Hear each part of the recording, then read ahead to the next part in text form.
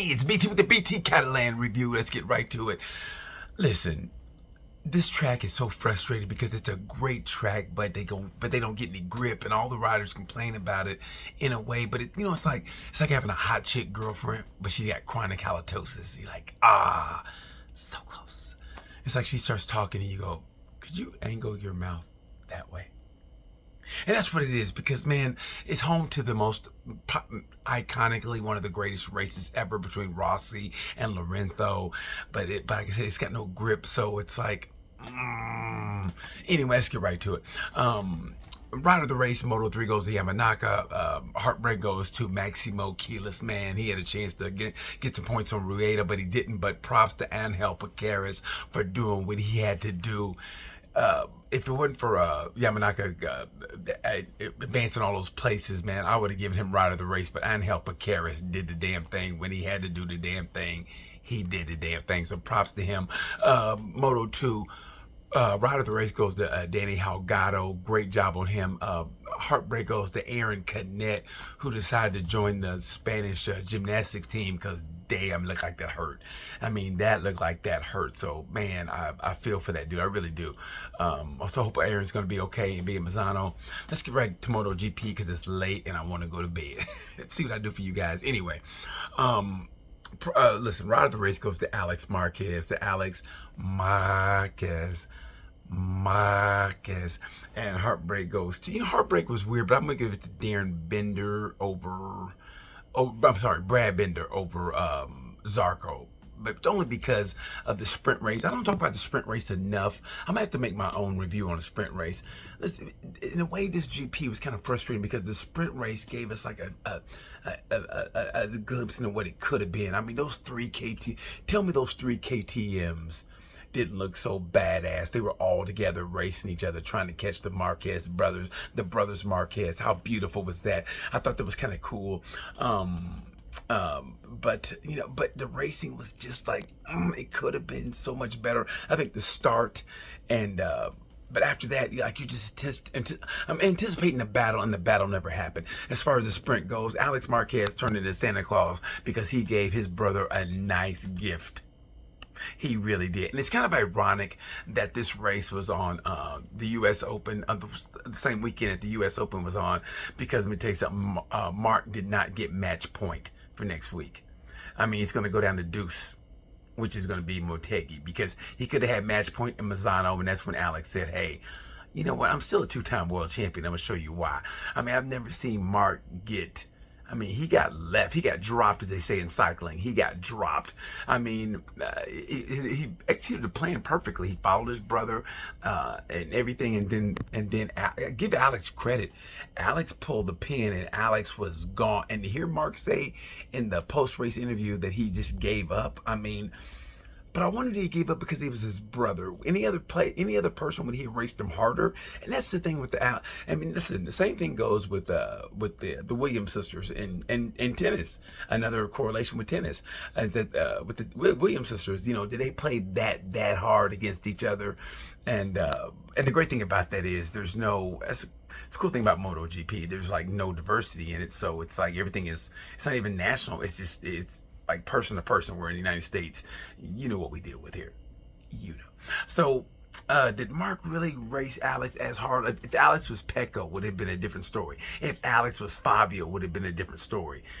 I mean, that being said, I mean, Marquez kept it within what, 0.2. I think he got it down to 0.157, and then Mark did, and then Alex just pulled the plug. So props to Alex. Alex did the damn thing. He really did. I mean, his qualifying lap was out of this world for a track that had no grip. I mean, Alex did a damn good. I think, did he set the track record? I'm not sure, but the race was like 2 kilometers slower than it was the year before. So I don't know what it is about that track. They have F1 there too, so you can't tell me you don't have enough money to resurface the track. I mean, it's Europe. All you guys do is F1 and MotoGP and the Spanish championships and World Superbike. I mean, you guys are a racing culture, so you can't get no money to resurface that track that has F1 on it. And also, props to MotoGP for picking up Gunter, a bunch of wankers.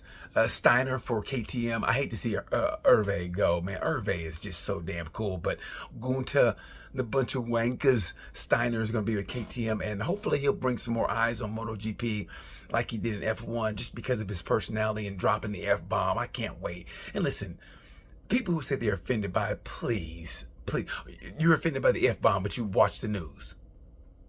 You watch the news in entirety, go, I don't like that, but at least they're not dropping the F-bomb.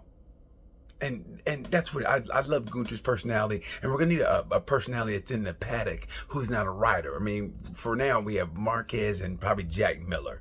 So as far as a team owner or whatever in the paddock, Gunter Steiner, I think is going to be great. I hope he drops some F-bombs. He brings some people over from F1. But here's the deal.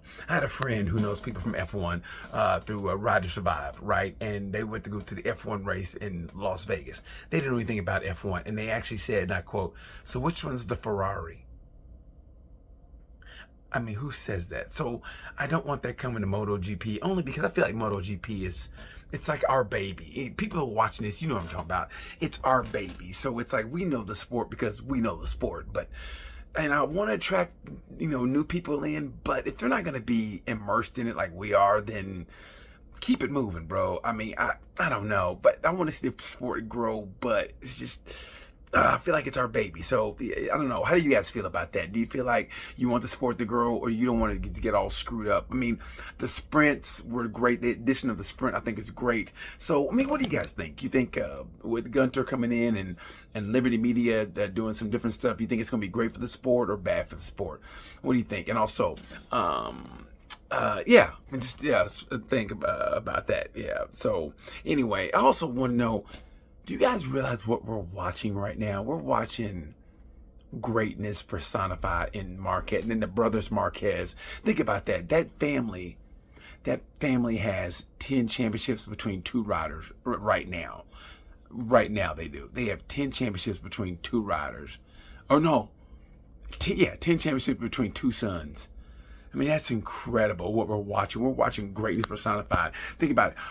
Mark didn't win the first time in 8 weeks, but Marquez did win. So we're watching greatness. I hope you guys are realizing what you're watching and you're appreciating what you're watching.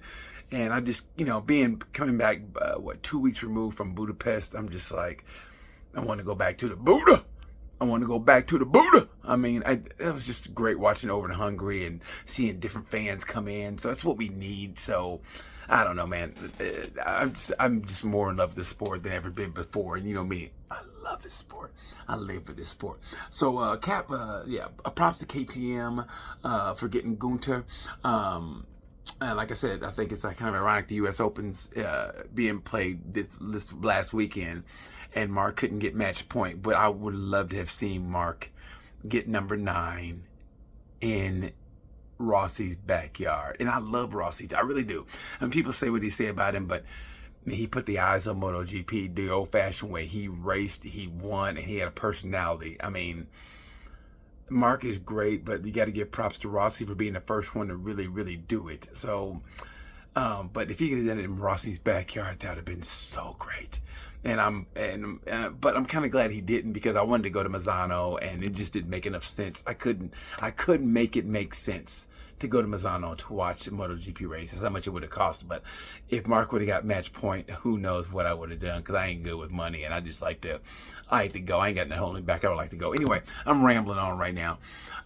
So you guys tell me what your comments are. And by the way, you guys are great. When I say, you can criticize, I don't care. And you guys damn sure do that too. Like, hey, what about Frankie? Hey, you son of a bitch. You missed Luca Marini, what he did. How about Johan Mir? And you guys are right. But I'm going to give props to Luca Marini. Luca Marini's not getting the credit he deserves. Luca Marini is riding the wheels off that buggy. He really is. So props to him for bringing Honda back. Are they back? We'll see. And props to Fabio having a great weekend, but I think the racing could have been so much better, because we were teased in the sprint. I just thought those 3 Ducatis, I thought that was great. Props to Enea Bastianini. The Beast is probably one of the most frustrating riders on the grid. He's got late race pace, but sometimes like he didn't kick in till late. I don't know. He's the most frustrating rider on the grid, but I love when the Beast wins. He seems so cute. He's up there and he got his dog, and I don't know. I love the Beast, but man, if he was more consistent, I think he can make a run at Marquez because his late race pace and how he manages the tire. He manages the tire, the way he nurses a tire. It's like watching a woman like breastfeed on an airplane. Now, that was creepy, but I mean, it does. Like he knows how to nurse a tire. You know what I mean. Anyway, I don't know where that came. I'm tired. I don't know where that came from. Anyway, you guys tell me what you think. Tell me what you think of the race. I really thought the race, I give it a B+. I thought Moto 2, Danny Holgado ride of the race. He and David Alonso are teammates, and that team, I mean, what a team that is. When they go to GP, I think both are going to go to GP. And even Danny Holgado said he was kind of jealous to see all the attention that his teammate got when he won. So Moto 2's in good hands. It really is. I think Moto 3, guys, watch Moto 3. Watch to see Angel Piqueras, Maximo Quiles, Munoz are going to close it up on Rueda, and I think it's going to come down to Valencia. Anyway, I'm rambling on. Every time I think it's going to be like 6-7 minutes, I'm already 11 minutes. So anyway, I'm going to close it up. Tell me what you guys think about Liberty's influence, and also with Gunter, a bunch of wankers, Steiner coming into KTM. I think it's going to be great personally. So anyway, tell me what you guys think. That's pretty much what I wanted to talk about real quick. And yeah. And what do you think Mark's going to win it at? I think Mark's going to take the championship in Motegi, most likely. I wish it was Mazzano. That's what I wanted to see. But anyway, tell me what you guys think. Until then, I'm going to bed. You know the word. Bye.